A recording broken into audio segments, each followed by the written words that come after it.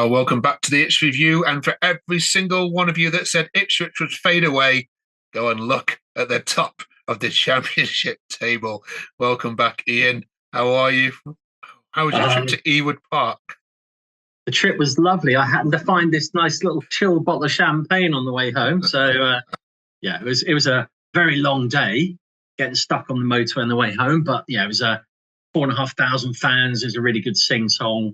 Nerves were absolutely shattered in that second half. You know, Smodic has got a goal on him at any point. So it was like, oh, my God, oh, my God, oh, my God. But held on. We held on. So that's the key thing. And of course, we have our Southampton fan Joe ready to look forward to this all-important game on Monday evening at Portman Road. How are you, Joe? Very well, thanks. Yourself? No, very well, thank you. Yeah, we're also going to talk, Iain, about the Twitter view, mostly from Leeds fans, is that Ipswich are lucky, and we're going to explore why that is such a fallacy, and we're also going to obviously look ahead to the Southampton game. So, first of all, Joe, if you just said this was a game involving the top of the league back in September, we would have probably all thought that would have been you. How impressed and surprised have you been with Ipswich? Very, very impressed. Not so surprised because they've continued their great form from League One.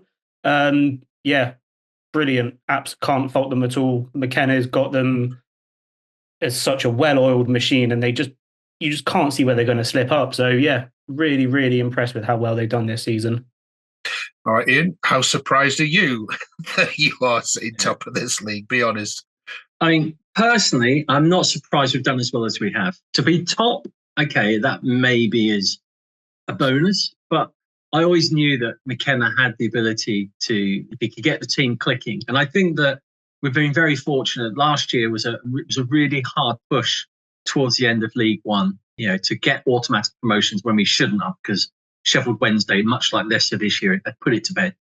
But that momentum and that mentality, you know, it's a mindset in the club, and he's managed to continue it over. And you know, there are obviously the teams that have been relegated. You know, their mindset coming into this year was one of kind of despondency. So for them to, yes, everyone says that parachute payments, and they've got Premier League squads, but all three clubs lost key players, you know, and they have had to really turn their mentality and mindset around in the clubhouse to say we are worthy of being back in the Premiership. So yes, Ipswich, outstanding to be out there, but yeah, it's probably equally mentally as difficult for the other three teams around us. Yeah, you were listening to that Watford game, I imagine, in the car driving back. Did you let out a little cheer when their second Watford goal went in? Well, I forgot that I forgot to watch it. I had it on my phone, and I thought I'll just quickly turn it on, and literally turned it on to watch it on my phone. And about a minute later, Watford scored, and I was thinking, "Oh my God, what happened there?" And then I lost signal, and then when it came back on again, it was 1-1. And then I lost signal, and it came back, and it was 2-1. And I managed to watch quite happily the last 25 minutes of the game play out, and it was I think it was equally nervous for the Watford and Leeds fans as well. Yeah. Speaking of Leeds fans, so there's lots of them commenting about how lucky Ipswich have been with decisions, with injuries, with always seem to have the opposition goalkeeper make a ruck as the Blackburn keeper did. What's your view on that? Is that completely disingenuous to your team, or is there an element of truth to it? Number one requirement to be a Leeds fan is to believe with every single inch of your soul that you are, by God's law, the best team in the world. And yeah, that's the way they are. Catch a Leeds fan on his own, and they're probably turning and say, you know what, credit to where it's credit due, you've done well. Get a couple of them together, and it will be a case of you've just been lucky. And there has been luck, no doubt about it. There have been decisions that have gone for us, but I would say there's been just as much luck and referee's decision go against us equally. I mean, just look at Cardiff 3 weeks ago, you know, cruising, winning 1-0. And to let 2 goals go in the 95th and the 100th minute, I mean, that's not luck. And they'll debate the goals at Blackburn saying about, oh, that was a dodgy offside decision. Yeah, it happens to both teams. And when you review those, the referee and the linesman made those decisions based on the laws of the game. And at the time, the way they saw it without VAR, it was the right decision to make. It's always going to be contentious, but you can go to the first 5 minutes when Broadhead was pulled back. I mean, it's about a yard of shirt being stretched in the box. And if you're a defender, why would you do that? Because if it was a team that's going to get promoted, do they not realise that in the Premiership they're going to get VAR for that as well? So, yeah, your luck is your luck. You just hope to ride it wherever you can.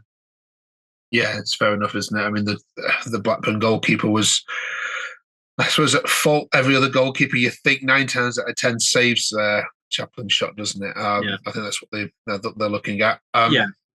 All right, Southampton then on Monday evening. Joe, in the reverse fixture, it was a 1-0 Hutchinson first half winner. What did you make of Ipswich then? And tell the Ipswich fans what sort of form you guys are coming into it. I mean, I was very impressed back then as well. I mean, they were by far the better team at St Mary's. We looked all over the shop. The form that we're in at the moment isn't the best. We've won 2 and drawn 1 out of the last 5, so it's not been awfully bad, but it could be better.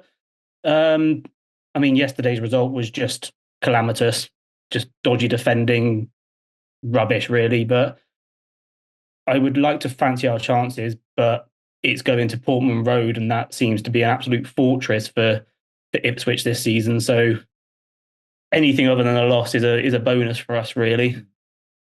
Ian, I can't weigh up how Ipswich are going to play this because Russel Martin's sides, as we well know, like to keep the ball. McKenna hasn't usually been one to let other teams have the ball, especially at home this season. So how does he approach this one? Does he let Southampton have the ball? Yeah, a great game plan to take to Portman Road is to come as a visiting team aggressively. And we've seen the likes of Blackburn at Portman Road, Cardiff at Portman Road. They've come and they've played football aggressively, taking the game to us. And the way we like to play it out to the back, you can see it on the amount of times on Sky where our back 4 have been flustered and we've lost possession. So if you want to play a possession game, we'll happily let you keep possession in your own half. We have the capability and the assets up front to strike from different areas. I think with Southampton, the recent results and the recent goals have all come through Armstrong. So that could be their ups. That could be their downfall, that they have relied heavily on one player.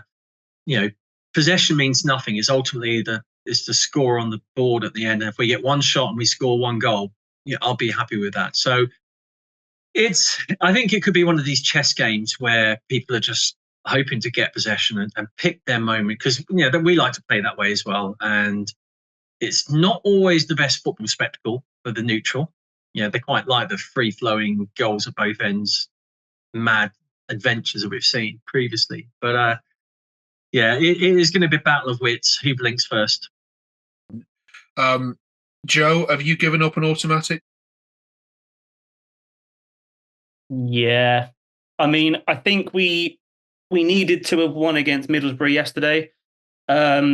And just looking at our running, obviously we've got Ipswich, Leicester, Leeds all still to play, and I can't see us getting anything from Leeds.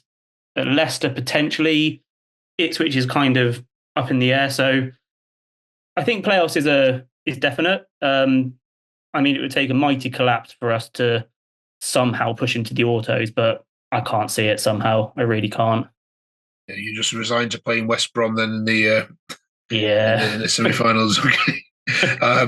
All right. Finally, Ian, do you think Ipswich are getting the plaudits, the credit they deserve from the media and from other outlets? Because, like you said before, it was all the fact about how Leeds have caught Leicester, but your name really wasn't mentioned. Do you think now you're top, you might get a few more column inches, or you're not bothered about that kind of stuff?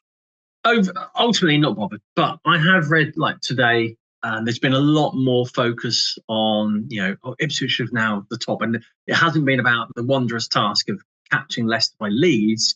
It was talking about Ipswich. So that was good to see. However, I did notice on the BBC News, when they talked about the top 4 teams, there was no coverage of the Ipswich game, but they managed to show the goals from the other 3 who had been Premier League teams. So I guess you have to pick your media outlets correctly. If you speak to I check the Guardian quite a lot, and the fact that the sports reports an Ipswich fan probably helps. But yeah, it's interesting who you talk to. Ultimately, in the Championship, we're always going to play second fiddle to Premiership football, no matter who you are.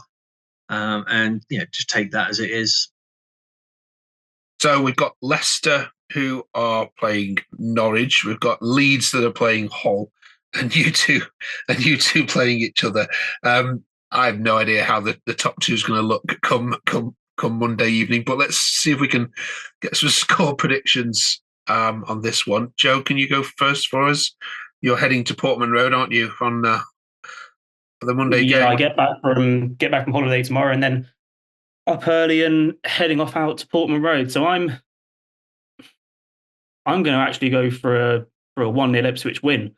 I mean, given what I saw yesterday, it was rubbish, and I can't see where the confidence is going to come from. So, and Ipswich have been superb, can't fault them. So yeah, 1-0 Ipswich, I think.